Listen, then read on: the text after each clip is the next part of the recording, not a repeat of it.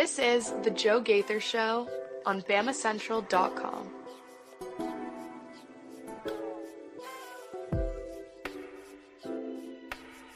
Good morning, Tuscaloosa, Internet World, West Alabama. How we doing today on this Wednesday? It's the Joe Gaither Show on BamaCentral, BamaCentral.com. I am Joe Gaither. You are the listener, the viewer, checking us out on the BamaCentral YouTube channel or on Spotify, Apple Podcasts, and Amazon. Wherever you get your favorite podcasts, you can find the Joe Gaither Show on BamaCentral. Lots of you guys are doing that, and I really, really appreciate it. I can't thank you enough for sharing the show with your friend. We're seeing the numbers grow. So obviously you're sharing it with someone, and we appreciate that very, very, very much. Let's get right into it today. We are not live in the Derek Daniel State Farm Studios. I am a bit under the weather. I didn't want to take the sickness into the studio. I didn't want to infect Mason and then his beautiful wife, Melissa, dog and cat. Didn't want to spread the sick. So that's where we are. We're sitting at the house. We love you, Derek Daniel, for sponsoring the program and hosting us each and every day where we're healthy. You can call Derek Daniel at 205-758-3391 for all of your insurance needs, home, life, auto insurance. And you can always, you can be comfortable going over there just off of McFarland Boulevard because I'm not there and they're healthy. Just off McFarland Boulevard, past the Tiger Rock on the left here in Northport, you can find Derek Daniel and his team, Red, Reese, and Victoria. They would love to give you a fast auto insurance quote or talk about your homeowner's insurance or anything else in the insurance realm. Call and see how much Derek can save you today. 205-758-3391.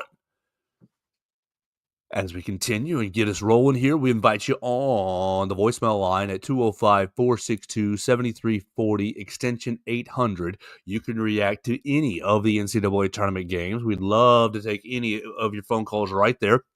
We'll take your phone calls on this Alabama baseball team. They're about to play number 1 Tennessee this weekend. We'll take your phone calls on Alabama women's basketball taking on Green Bay Phoenix on Friday in the first round, and then Alabama men's will take on Robert Morris in the first round on Friday as well. So you can call us right there and leave us your voicemail on really anything, 205-462-7340, extension 800. With that, Mason Woods. Y'all follow Mason Woods at MAWoods_. How are you, sir? Good morning. Thanks for the audible, and how we doing?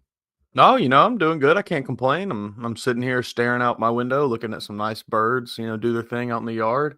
So, I'm not too upset about being at home for the show today. Yeah. I mean, look, we love the Derek Daniel studio. Sure, but we'll get a little switch up here and there. Nice to be in my PJs just today and rocking and rolling. I've got a couple things I want to do today. I want to talk about Robert Morris. I want to talk about our time with Kalen DeBoer yesterday, and then I kind of want to see where this goes the rest of the show. We're going to Pro Day today.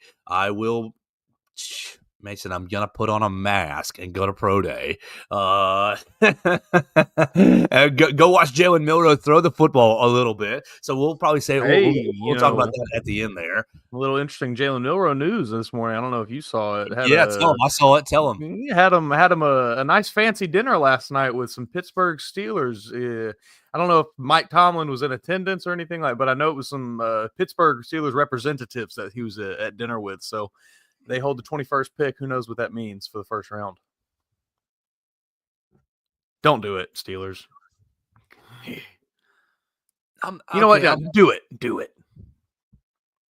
It might work for them. I think Mike Tomlin could probably.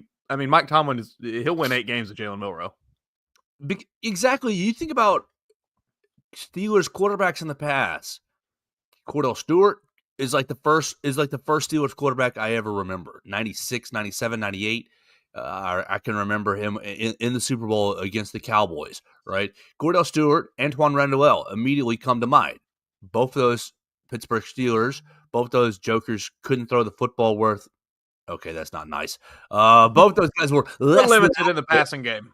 We'll say less than adequate on the football side, on the throwing side, but incredible athletes. Sure. And the Steelers gave them both careers. I mean, of all the places he could go, I don't hate that of his landing spots. I guess I don't know. Has it been confirmed whether or not they're running it back with Russell Wilson next year? Didn't they? Isn't he gone? I know Justin Fields is on the Jets now. Yeah. Russell Wilson, what are you up to? It says that he's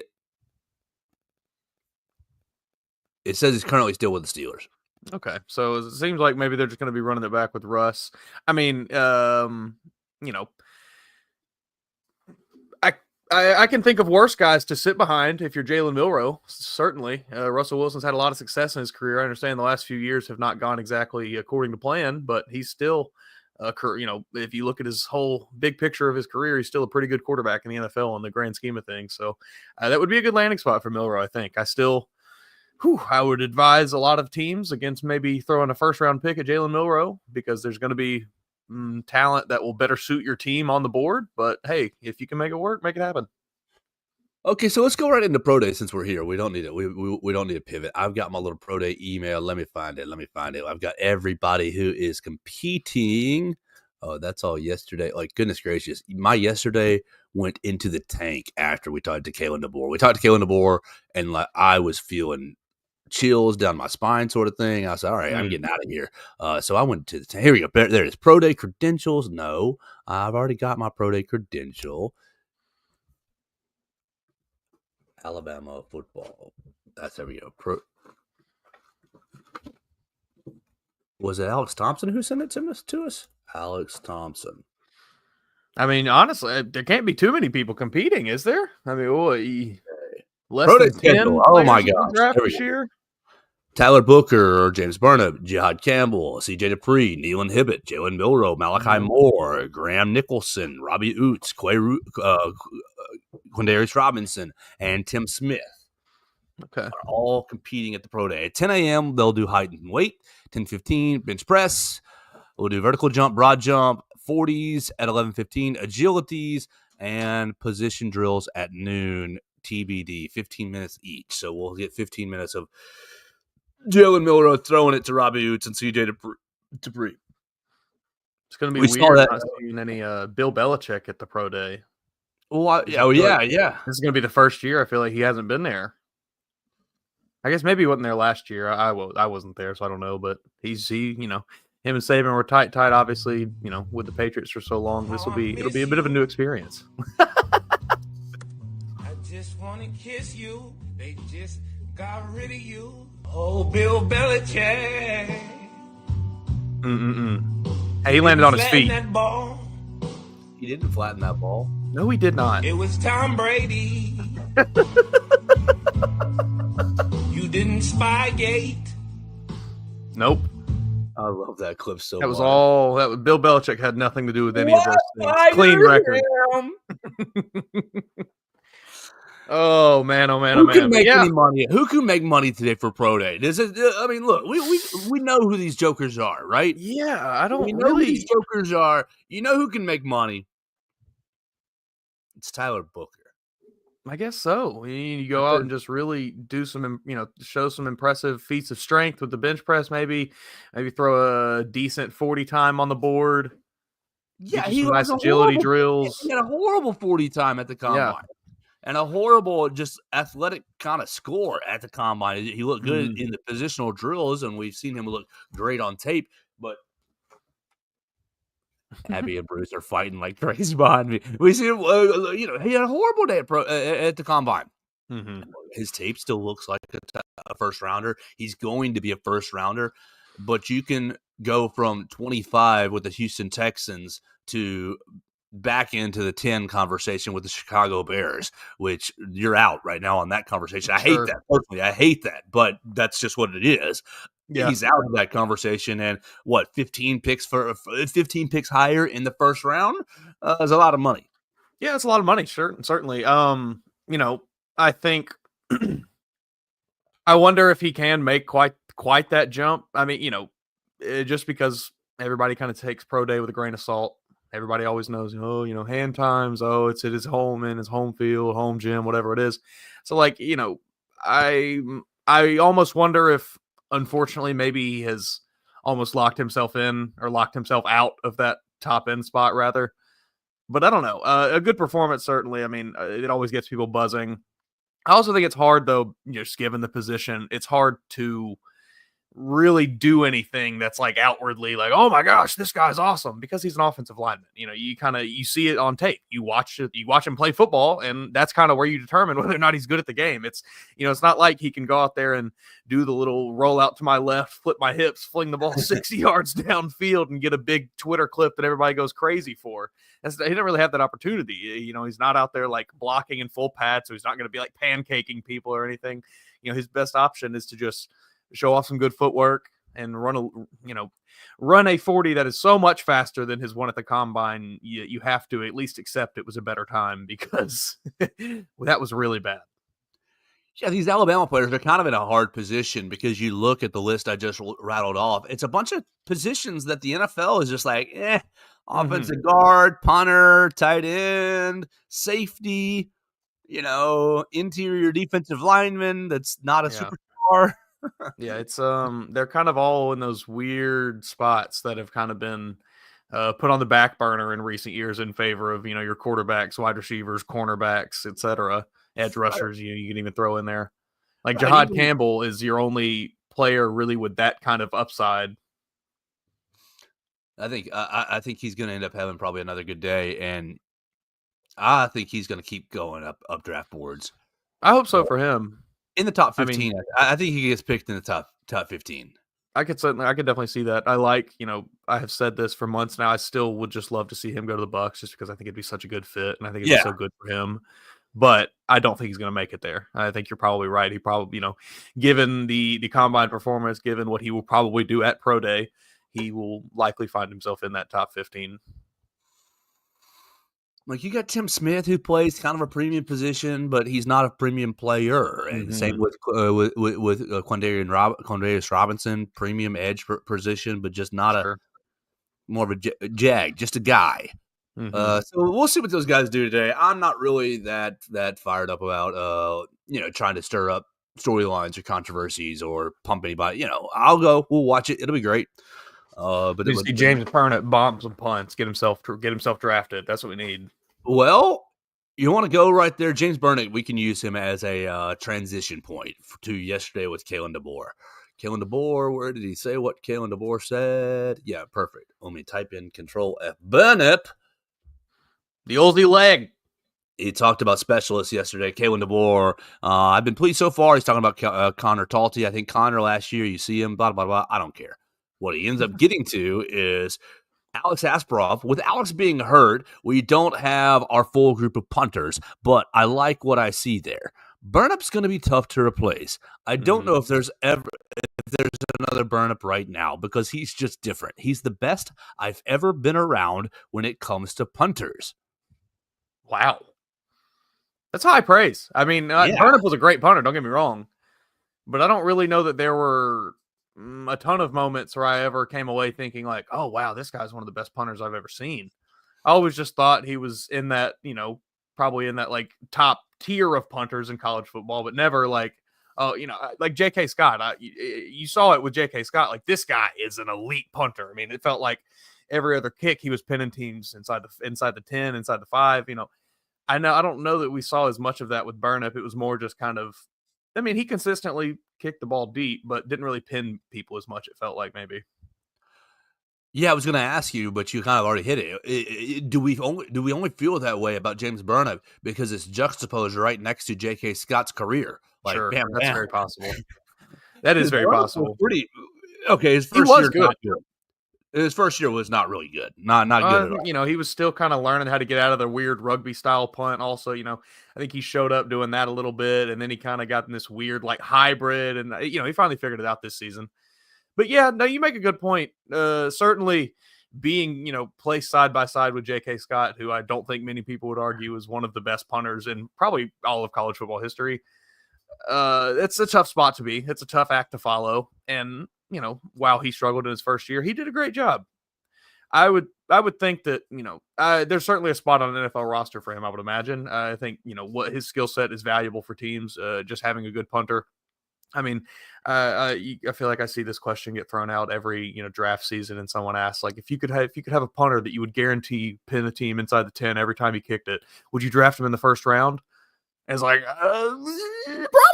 That'd be pretty valuable. Like, so a good punter is extremely valuable to an NFL team, and I think if you see a team with a late round pick maybe floating around and they don't have a super good read on the best player available, maybe James Burnett gets a call. Bennett. Is he gonna be in town, or is he just gonna be down in Australia, just waiting on his call with his family? No, I think he's gonna be. I would not go to the draft if I'm not. I wouldn't do anything like that. Just be sitting around.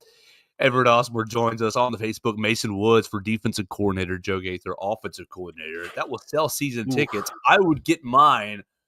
Oh man, what's the number one defensive play for Mason Woods? Are you engage 8? Yep, we'll go and get. Yep.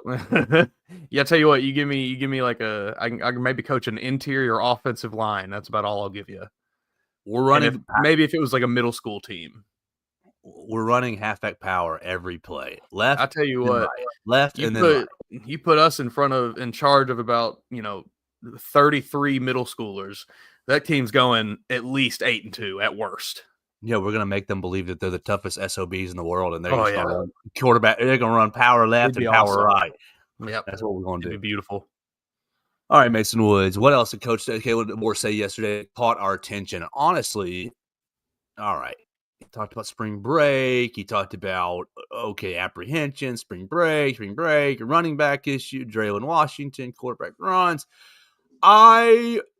Assessment. A lot of it was about Ryan Grubb. Oh, just how comfortable are you? Cole Adams, Latu. Do people expect him not to be comfortable with Ryan Grubb? Like they have a well documented history together. I get that they spent a year apart, but folks, this is not like the guys know each other pretty well. More Ryan Grubb. Okay, all right. There we go. The two things that stood out to me. Y'all would coach Pee Wee. He says, y'all would coach Pee Wee, and I would be there. Says Everett Osborne. Heck, hey, if everyone wants to watch me coach Pee Wee football, that's great. We'd be the meanest team out there. The wide receivers that we talked about yesterday and Wilkin Formby.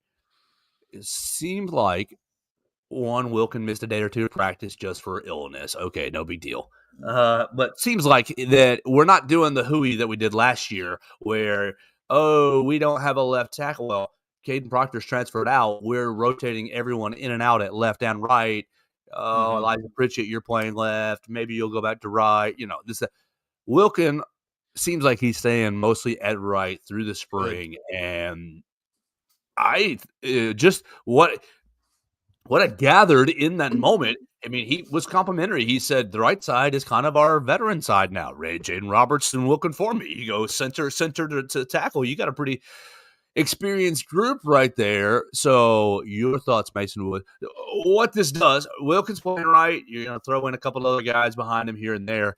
But your left is wide open without Caden Proctor. That's okay. You're still using it as a place to just rotate all kinds of guys. Two things. First, keeping Wilkin at right through spring, and who's your favorite left tackle not named Caden Proctor? I mean, I love keeping Wilkin at the right. I think this is something we've kind of talked about for a long time on this show, how much both of us disliked the just seemingly unnecessary shuffling of offensive linemen around when you could have just gotten somebody who you knew in the future would be playing that position and gotten them the reps early. Wilkin, we knew from the moment he stepped on campus, he was probably going to be a right tackle.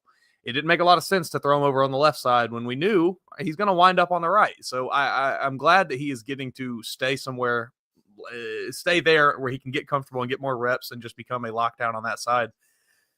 As for the left, and, I have not been to any spring practice, so I've not been very privy to what's been going on, what the rotations have looked like. But, I mean, I'm going to have to just continue to ride the Jackson Lloyd train. And I want to see him. I want to see more reps for him at the left side because I think eventually he is your answer on the left side once Caden Proctor's gone.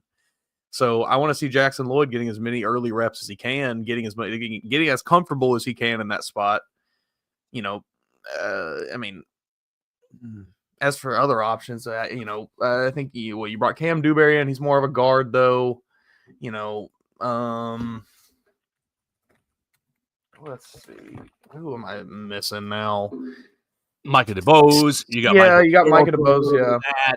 You got Mal Waldrop, who's doing a little bit of that, but mostly right now you're looking at Jackson Lloyd. You look at that's Arkansas who I am Newblum. most excited for.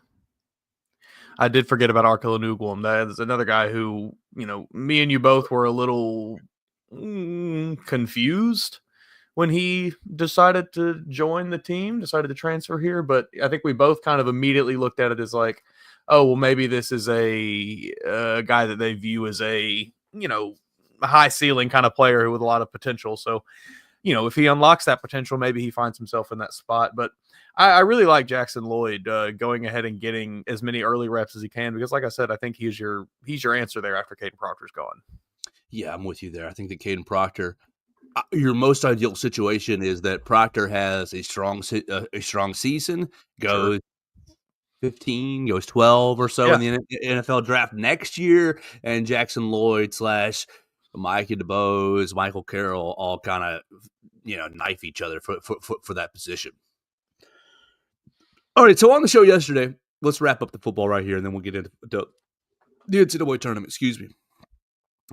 On the show yesterday, we talked about wide receivers, Latia Brooks and Derek Meadows.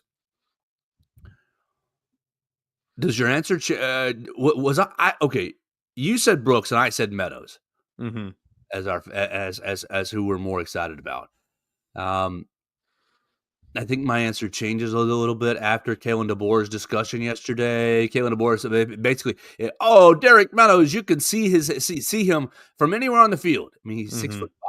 He's 6'5". But then he basically very physically impressive. compliments Latia Brooks as far as just get the ball in his hands, whether it be in right a yard away from the line of scrimmage or 99 yards away from the line of scrimmage. Seems like they're very excited about Latia Brooks. Yeah, I think I think DeBoer kind of laid out some of the reasons that we were talking about yesterday, where he can be kind of that safety net option where, yeah, like he said, just get the ball in his hands and he'll make things happen. He talked about him kind of doing the extra things, doing the little things right, taking that extra step, catching those balls. What do you say there? Out of his reach, the out of body balls. I think he called him. He was catching. Very, very excited for what he can do athletically. He's we obviously know how fast he is. We know how much the production he had in high school. So I just think, he will be a kind of just that safety net option that will kind of always be lurking around under there. And there's lots here, dump it off, and he runs off for 30 yards. I still like Derek Meadows a lot. I still think him and Isaiah Horton may be splitting some opportunities just because of the similar body type, and I don't know that you really get those guys on the field at the same time, except for very specific situations. But Latia Brooks, I feel like, is a guy that you can have on the field almost any play. So I'm pumped for those. My takeaway from that is, yes, I think they're excited about both those wide receivers. But the second part of Coach DeBoer's comments, asking about slot receivers. Chase Goodbread was asking about the slot and asking about how Cole Adams was recovering. And without prompting, he complimented Isaiah Horton for basically his physicality and saying, Horton, we can play him at X. And what that's doing is allowing us to move Ryan Williams kind of wherever we want. I mean, I think that's exactly what you want in a complimentary receiver. Think about last year, Mason. You had formations where it's Ryan and Germ, but you were mixing in all the time that third, whether it was a second tight end in Danny Lewis or Robbie Oods, or whether it was Law or Kobe Prentice. But whoever that third was just kind of decoy. Rolling the dice. We'll see. You have to have a bona fide receiving threat as that third option that can actually take attention away from the other two guys. I think will unlock a lot of things for this offense, and then pair that with What sounds to be, by everything you've told me, everything I've also read, looking to be more consistent quarterback play, I would think the offense will take a huge step this year. Absolutely. So, all right, we'll keep going on football as we get closer. We're 4 weeks. We're still 4 weeks from A-Day. I got people in my mentions. When are we going to talk football? We're 4 weeks until A-Day. We'll get there. We'll get there. What is it? 150? There's this little thing called the NCAA tournament that's happening. Hold on, man. We can be even more specific. We are 150. What? 100 and where is it? All the way down 155 days away from opening the season. We got plenty of time to get into all these football storylines. Let's turn our attention to the NCAA tournament, because Mason Woods, I assigned you some homework, and I was going to do the homework myself, but I absolutely failed. So here we go. We're going to tell everybody about Warren Tire and Auto. They're a Tuscaloosa and University of Alabama staple since 1961. They've been in their third generation of family ownership. Warren Tire is the go-to place for all your automotive needs. They've got 2 great locations to serve you. For tires, brakes, and alignment, you can reach out to 15th Street at 205-759-5505. For all your other automotive needs, reach out to the University Boulevard location at 205-758-2739. 2 great locations to make sure that you are getting back on the road ASAP. Warren Tire and Auto Center, University Boulevard for general car maintenance, 15th Street for tires, brakes, and alignment. We appreciate Russ Warren and Warren Tire and Auto sponsoring the program. Go see them today for all of your automotive needs. All right, Mason Woods, Alabama taking on Robert Morris early on Friday. Great. You can wake up, learn our fate, and then move on through the day. Personally, I like it better that way. I don't want to sit around until 7 or 8 o'clock watching tournament games, watching upset after upset after upset, thinking about, oh, are we the next to be upset? I'm happy. Yeah. We can just get up, shoot around, warm up, and knock this bad boy out. So we're taking on Robert Morris, not the sexual predator from Texas. We're taking on Robert Morris. Where are they from? Who are we playing? What's the deal with Robert Morris, Mason, as you did a lot of homework last night? The Colonials. Yeah, the Colonials. They're not overly impressive. I'm going to go ahead and just say that right off the bat. This team, this is they are riding a 10-game win streak currently, which is impressive, until you dig into this schedule, which consists of a single quad 1 game that they lost and a large swath of quad 3 and 4 games. Quad 3, they went 9-4. They dominated the quad 4, 14-3. So this is not a team that has played an impressive schedule. They have not really played anybody this year. And, even the bad teams that they did play, there's not a lot of overly impressive results from these matchups. Their leading scorer, Cam Woods, 15.1 points per game. Solid player, doesn't shoot the ball overly well, pretty average from the 3, pretty average from the field. I would say their probably most dangerous player is, and I'm going to struggle with this one, Alvaro Fogueras, maybe? Fogueras. I love it. 6'9" wing, 42% from 3. I think he's averaging right at like 12 points a game. Also, their leading rebounder at 9.1 rebounds a game, which, being 6'9", he is their tallest player on their team, so he is probably going to be their main option in a lot of offensive sets. So I don't think this really, not a lot of things bode well for this team. He rebounds well, but matched up against Grant Nelson and Cliff Amore, which Grant probably won't be playing, but matched up against Cliff Amore, Jaron Stevenson, Aiden Terrell, any of those guys, they all, are at least 2 inches taller. So it's going to be tough sledding for Mr. Fogueras. Let's see. What do I have here? Number 138 in KenPom to Alabama's number 6 in KenPom. They are the 171st offense in the country, 133rd defense in the country. It's just, I tried to find any reason why this team could put up a threat, and obviously This player Alvaro Figueroa is very, very impressive. He's good. He's had a great season. 42% from three is impressive. But if he's the only threat they have, and he seems to really be the only massive threat they've got, I think Alabama should cruise to a victory in this game. Yeah, based on what you're telling me, and based on what I'm seeing for old Kenny Pomeroy and these numbers, I'm expecting a very comfortable win on Friday. We got a line yet on this game yet?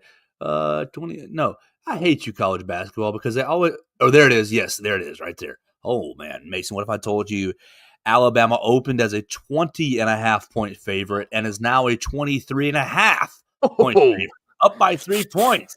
Whoo-wee! Wow, that is spicy. I mean, I think Alabama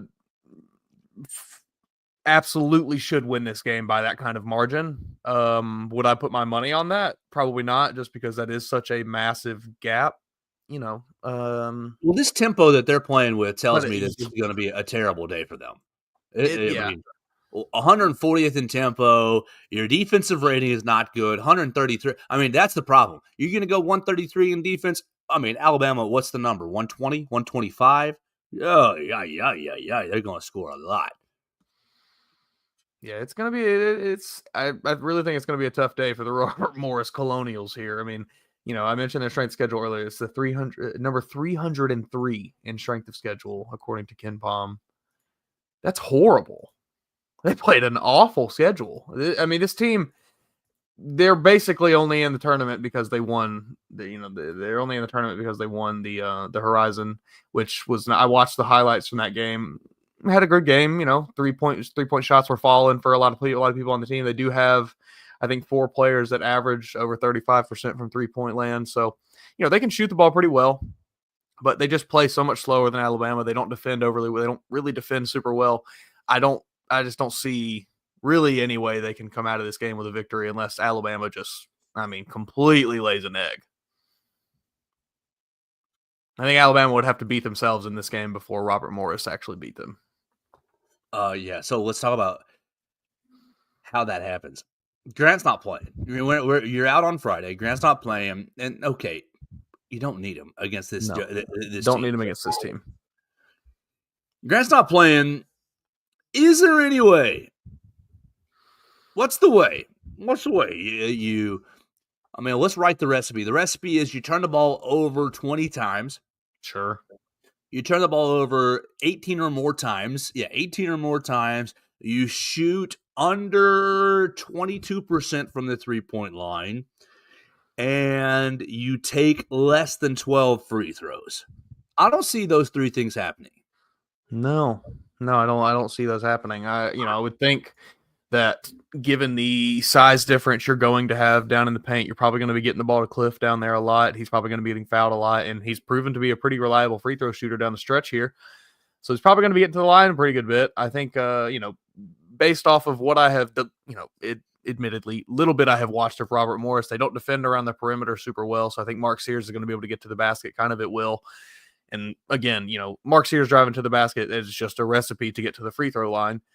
So yeah, I think Alabama will have no problem just kind of really enacting Nate Oates' game plan here, getting to the line, getting in the paint, and then, when the opportunities present themselves, shoot your threes. All right, so let's talk about the second round, the next round. What you got? Winner of Vandy St. Mary's. Mm-hmm. I got Vandy on my bracket. And by the way, if you are if you're trying to play bracket this year, we've got bracket challenges for the Joe Gaither Show on BamaCentral. I am fronting one quarter for every entrant. Every entrant that plays with us, I'm fronting a quarter. So our pot is up to about $12 now. You guys can win about $12, $13. If you go onto my own social media machines, you can comment that you're subscribed to the show, and I will add another quarter to the pot. That's how we'll do it. Let's see. My brackets, groups. Oh, this is all zoomed out from the other day. We actually have. Oh, what the heck? It's like close to 90 people. 90 people? It's about 30 per page. We got 3 pages. Oh my gosh, I am going to be broke. I don't believe it. I don't believe that they can break me. Whew.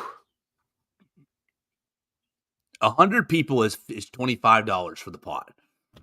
So I don't think they can break me. I think that they still got room to grow. What we really want is for all those 90 people to also subscribe to the That's what show, we need. go to either the Facebook or the Twitter machine and comment their screenshot of them showing I'm subscribed to the show, and that will double the pot pretty much immediately because the next quarter. You can triple the pot if you do it on both the Twitter and the Facebook right there. St. Mary's and Vanderbilt. I have no concern over playing Vanderbilt again. Zero. Even without Grant Nelson. St. Mary's, I don't know jack about other than they won the West Coast Conference. They beat, they lost to Gonzaga in the West Coast Conference championship game. 28-5, 57th best offense in the country. Now, they do play really good defense. 8th best defensive efficiency in the nation. But goodness gracious, 359 in pace. 359 out of 364. So like the slowest. Not yeah, no, I don't think neither of those teams intimidate me as a second round matchup for Alabama. I did pick St. Mary's to beat Vanderbilt in my bracket just because of the size difference. Vanderbilt has no big men, and St. Mary's has at least one. So I went solely off of that. But I don't think either of these teams, like I said, pose any real threat for Alabama. I think through the first two rounds, you really probably won't even need Grant Nelson against either of these teams. So if you're Alabama, you're in a decent spot to kind of just let him rest and hopefully get healthy for what will be a tough third round matchup potentially. Yes. Now you get time off before it, and you'll have a couple days to scout. But a very popular upset pick, Mason Woods, is VCU over Alabama in that Sweet 16 round. I don't know. I'm more worried about BYU or Wisconsin. I don't even have VCU's not even on my radar. I mean, they're a good team, but all right, get down. Dog. Wisconsin, just got to the Big Ten final. They put together a good year. BYU's also had a good season. I don't know. I think both of those teams, I haven't looked into VCU a whole lot, but I did look into Wisconsin and to BYU just a bit, and both of them concerned me from an Alabama standpoint. BYU. All right, so BYU and Wisconsin are actually playing. I mean, Wisconsin, you're still playing really slow. BYU's in the top 100 in pace, no. All my numbers are blurring together. BYU 11th in offense, 68th in defense, 180 in pace. Wisconsin 13 in offense, 27 in defense, 152 in pace. So just two slow but decent teams. And then VCU, I just had them. VCU 45 in offense, 25 in defense, 244 in pace. I mean, we have seen teams slow Alabama down before, these methodical teams like that. We've seen it happen. But I think if you're Alabama, I would think you'd prefer a game like that as opposed to, playing a Kentucky again where it's just going to be, all right, we're sprinting for 40 minutes. Yeah, I'm not real. Look, I'm not on the Cleveland trip this weekend. We're sending Katie, Hunter, and Will, which is great. But I think I'm already making my plans to be in Newark. Be in Newark to take on your, probably Wisconsin, but maybe BYU or VCU. And then you got the Duke Blue Devils. Mm-hmm. And a hobbled Cooper Flag, potentially. We'll see. We'll see how healthy he is. They're going to do the same strategy that we're doing with Grant Nelson, holding his butt. Kind of what it seems like. It's kind of what it seems like. I think, the last update I saw about him was that, it was kind of that same thing. It was like, well, maybe, but we're probably going to let him sit for the first round. We'll see, kind of that sentiment. And I mean, of course you should do that. Duke should win their first second round game without any problem. Go to the Duke page on ESPN and look across the top where it says team leaders. It's Cooper Flag. He's leading in points, rebounds, assists, steals, and blocks for the Duke Blue Devils. And you wanted to tell me that Janai Broome was a better college basketball player than Cooper Flag. He is. He is. Cooper Flag's a better NBA prospect, though. I would think that that would also stand to indicate that he is a better basketball player. I think Janiyah is just a little bit better, but Cooper is obviously, 4 years younger, 5 years younger? 8 years younger, a decade younger. Right. So, okay, you got a Speaking good of dude. olds, random, but Chad Baker Mazara coming back for another year or something. I saw maybe that's crazy. Go get a job. He needs to call up Derek Daniel. Maybe he can get him a job selling some insurance. Derek would hire him. Actually, he probably Yeah. wouldn't because he's not very I don't nice. know. Derek only likes to hire nice people. Yeah, I don't know that I would trust Chad Baker Mazara with anything insurance related anyway. Mason, I took Duke to beat Alabama in our bracket. Yes. Did you have the nuts to take Alabama to upset them? Ooh, let me double check because I think I did in one, but didn't in the other. The cojones. No, I actually have BYU beating Alabama. Ooh, the Mormons. That would make me really sad. That would be. I do have Arizona with the upset over Duke though. Okay. Little Caleb Love, little love from Caleb Love for his former rival. I'd love to see Darian Reed not play until that Duke matchup, and they say, "You know what, Darian? That white boy, go follow him around. He's yours. Go the whole 40 minutes. We're gonna race you up. Go place yourself in the top 12 of the NBA draft, buddy. Because I'm thinking about this Alabama roster. Jaren's big enough. I don't know that he's athletic enough. Right. He's not explosive. He's not fast enough. He is athletic. That's maybe the wrong word. But yeah, he doesn't. Explosive is a good, he doesn't have that kind of quick twitch burst about him that a Darian Reed or Cooper Flagg has. And I guess Grant would be another good option, but now Grant's hobbled to guard Cooper Flagg. Still kind of in the same boat as Jaren, where he's a little more lumbering movement. Little light. So, look, that would be the ideal. Darian Reed, please get healthy so you can save us against Cooper Flagg. That would be the absolute ideal. Yeah. Mason Woods, I got to wrap up here in just a minute because Pro Day starts at 9:30, so I got to start moving there. Is there anything on our table here that you've got? I know I've got a couple people expecting the math teacher song tomorrow, but with my voice and being sick, I don't know that I'm going to be singing today in my closet to try to make that thing happen. We'll see. I'll get home from Pro Day and see if I still have energy left for that. But if we do have energy, I would love to play that tomorrow to close the show. That would be great. Anything else you got for us today? Any storylines, any stories that you saw, any hot takes you want to give as we close down here Woods on a Wednesday? You can look for it today. It'll go up on BamaCentral. I did get to talk with two Alabama targets, one from the 2026 class, Braden Rouse. He is a edge rusher from a linebacker from Kel, Texas. And then I also got to talk to 2028 cornerback Braylon Bedford. So be on the lookout for those stories today. You can see what those guys are talking about, both of them with recent visits to Alabama. So looking forward to hearing what they had to say. Okay, the University of Alabama gets 2 visits from 2 top prospects, and Mason Woods talked to both of them. So you're going to check that out on BamaCentral.com today. Mason will double down with those young men, asking if they want to be on the show in the next couple of weeks or so, and we'll have a lot of fun on a Wednesday. We'll get out of here, go to see Pro Day. Mason, okay, here we go. How many footballs, I'll count, how many footballs will hit the ground during Jalen Milroe's passing exhibition? Over under 2.5.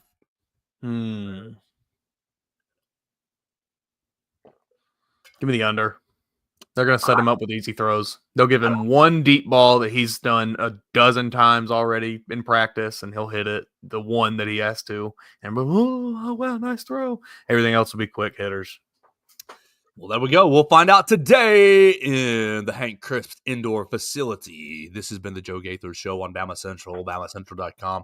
We really, really appreciate Warren Tire and Auto for sponsoring the program. We really, really appreciate Derek Daniel and his team for sponsoring the program as well. You can sponsor the program. Just get my DMs if you want to talk about it. You can call us at 205-462-7340, extension 800. Leave us a voicemail. Where do you want to see Jalen Milroe drafted? We'll talk to you again tomorrow on the Joe Gaither Show on Bama Central and BamaCentral.com.